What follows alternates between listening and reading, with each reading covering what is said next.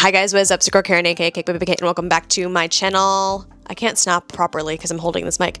Back to my channel. If you guys watched my most recent unboxing, you'll know that I unboxed this huge package from Touchland. If you guys do not know what Touchland is, they are that bougie hand sanitizer brand, which I believe now the hand sanitizers retail for $10 or $11. I hate to admit this, but I am a huge fan of the hand sanitizers. I believe I have at least 5 floating around in all my different purses. I absolutely love these. My hands do not feel dry or cracked after I use them. They are so hydrating. So imagine my surprise when I opened this PR package. It's so big that I can't see the camera. There we go. Imagine my surprise when I opened these and I thought it was a collection of hand sanitizers, but turns out it was actually their new line of fragrances. Going from hand sanitizers to fragrances is actually such a weird choice, if I'm being honest. But we are going to talk all about this new launch. We're going to smell all of these. We're going to rate all of these. We're going to go over the notes for all of these. So buckle in because it's going to be a lot of information.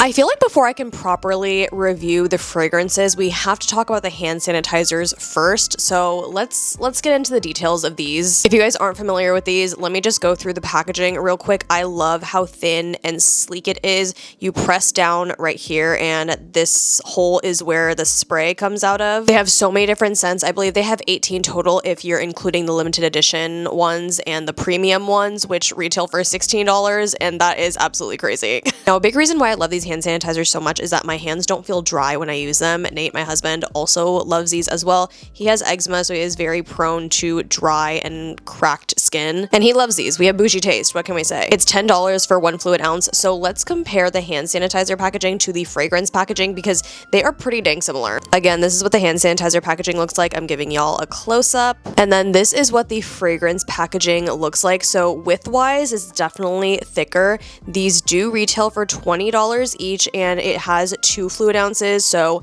double the product of the hand sanitizer. Here's what they look like side by side from the front, and then you guys can see the difference in the width side by side as well. Now, like the hand sanitizers, these fragrances are skincare infused, so wherever you spray, it's supposed to help with the hydration of your skin or your hair. Important to note that these aren't marketed as a perfume, but an all-over fragrance mist. In my personal opinion, I just wish that they had differentiated the fragrance and hand sanitizer packaging a little bit more. I would have enjoyed it if this white part overall would be the color of the fragrance, or at least the color of whatever is in the middle right here. Because again, when I opened this package, I fully thought that these were a new collection of hand sanitizers. But now let's go through and smell, rate, talk about these fragrances. I'm so excited. This first one is Cashmere Woods. It's described as soft, serene, and cozy, and the category is warm woods. Not gonna lie, it is giving a little hint of sunscreen in my opinion. Top notes are sweet cream, sparkling mandarin. Heart notes are jasmine and sunray accord, which I'm assuming is why I kind of get the sunscreen scent. And the base notes are cashmere woods and rich vanilla. Very warm. I think this is a great winter scent. And even though it's warm and sweet, it's not overly sweet, which I can appreciate as someone who gets headaches really easily when it comes to rich and luxurious smelling fragrances. My personal preferences very much border on fresh and fruity, which is why I absolutely love this next one. This one is Sparkling Bergamot. Obviously, this one is in the fresh family. It has top notes of bergamot and steamed eucalyptus. Heart notes are fresh grapefruit and vetiver roots, and base notes are warm hinoki and rich amber. Vetiver and hinoki are some of my favorite fragrance notes. What is vetiver? What is hinoki? Couldn't tell you, but I love them so much. In my humble opinion, out of all of these fragrances, this is definitely the standout of the collection because it has the more unique notes. I've smelled fragrances that are similar to this, that have similar notes, but nothing that smells close to this, and I've smelled a lot of fragrances. This is actually my number 1 in the entire collection, and as of right now, this one is number 2 because we've only smelled 2 so far in this video. This third one is Rich Pistachio. Personally, I am not a pistachio girly. However, I'm not mad at this one. The top notes are warm cardamom and sparkling bergamot. Not really getting the bergamot, but the cardamom for sure is there. Heart notes are pistachio and fluffy marshmallows, and base notes are oak wood and tonka bean. This one smells very, very sweet. This one is also in the same scent family as cashmere woods. They're both in the warm woods category. Rating this one number 3 so far. It's just a little bit too sweet for my liking. But even though it's sweet, it does smell very, very complex. I feel like with sweet fragrances, a lot of the time they are categorized as more juvenile because obviously teenagers and younger adults like smelling sweet. At least that was my middle school locker room experience. Moving on to fragrance number 4, this is Lush Tropical. I don't like this one at all. This one is actually in very, very last place for me. I'm not even gonna spray this one because I don't want to smell it any more than I have to. This smells like cough syrup to me. Top notes for this one are sparkling bergamot, which is interesting because I just went on about how much I love bergamot. But juicy papaya is also a top note, and I don't like the smell of papaya. It's actually one of my most hated fruits. Heart notes are ripe dragon fruit and watery musks. Again, I'm not the biggest fan of dragon fruit, so I think therein lies the problem with me and this scent. And then base notes are sunny amber and apple blossoms. So bergamot and the apple blossoms are really the only notes that I enjoy in this one, and I am just not getting any of that with this scent. This is categorized as a fruity floral, and usually I am a hoe for fruity floral, but I'm not a hoe for this one. I will not be hoeing myself out for this fragrance. This next one is Golden Amber, and I personally would describe this one as the most mature smelling scent out of all 8 of these. The top notes are jasmine petals and pink lavender. The heart notes are oak moss and golden musk, and the base notes are warm woods and ruby amber. This one is categorized as a warm floral, and I would say that this one is pretty 3-dimensional. It's warm, it's sweet, it's woody, it's rich,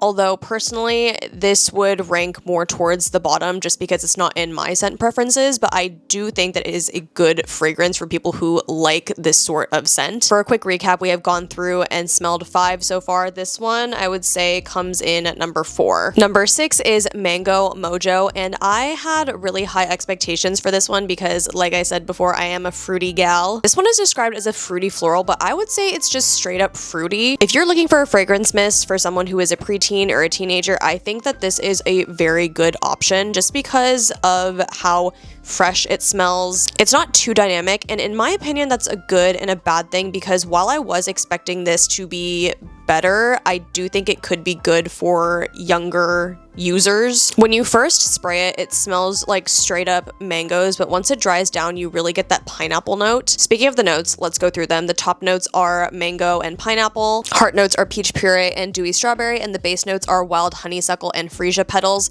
So the wild honeysuckle and freesia petals obviously are the floral part of the fruity floral category, but personally, I just smell the fruity part. In my humble opinion, the heart notes needed to be something different. I'm thinking something with a zest, maybe a lime zest or a lemon zest to add a little oomph. Maybe something a little bit more complex. I would have loved a hinoki or vetiver note in this. Not to say that this is a bad scent because it's not. I actually like it a lot, but I do think it could have been elevated a little bit more. And honestly, the same could be said for this next one, which is peachy lychee. This one's also categorized as fruity floral, and much like the mango one, I do think that the peachy lychee one is good for younger users as well. It's described as sweet and bubbly with top notes of lychee and wild berries, the heart notes being delicate orchids and sugared musks, and the base notes are mouth-watering peach and warm amber. You barely get the warm amber in here, and to be completely honest, you can't really tell which fruit you're smelling between the peach and the lychee. The two of them kind of blend together, and while I can see that that might be a plus for some people, I personally would have liked there to be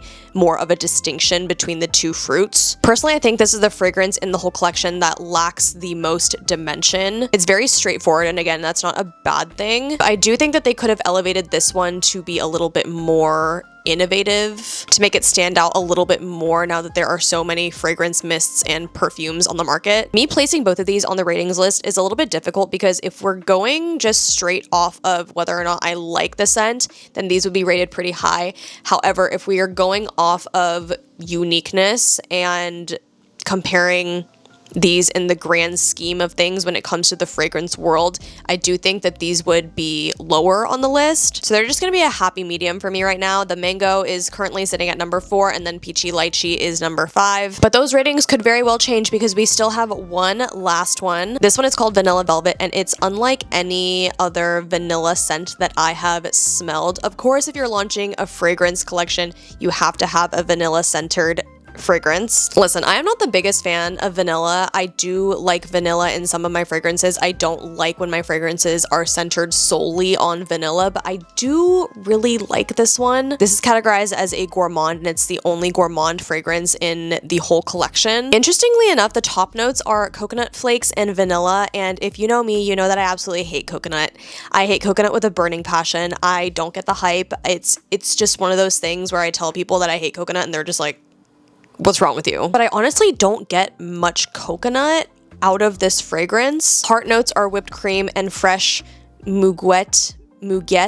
I have no idea what that is, how to pronounce it. I'm illiterate when it comes to that word. And the base notes are creamy almond and smooth sandalwood. Now, this is such a conundrum to me because almond is another one of those fragrance notes where I'm just like, no, I absolutely hate the smell of almond. The only almond scented thing that I like is the L'Occitane shower oil. You guys know I absolutely love that stuff. I've gone through so many bottles. And similarly to that shower oil, with almonds being a note in this fragrance, I feel like it's because it's not fake almond. Like, it smells like true almond to me, and it being creamy almond makes it even better. When I smell this, I kind of equate this to going to a fancier restaurant and seeing something very, very basic on the menu, but then you order it and it is 10 times better than any other restaurant that you've been to. And that's because they make subtle changes to it that elevate it so much to where it is 10 times better. Am I making sense? Like, if you were to order like a vanilla ice cream sundae at like a regular shop, it's just a vanilla ice cream sundae. But if you were to order it at like a fancier place, they put all these like accoutrements on it, and it just makes it so much more elevated. And that is what this fragrance smells like to me. I feel like you guys are going to be in the comments saying like, what the fuck?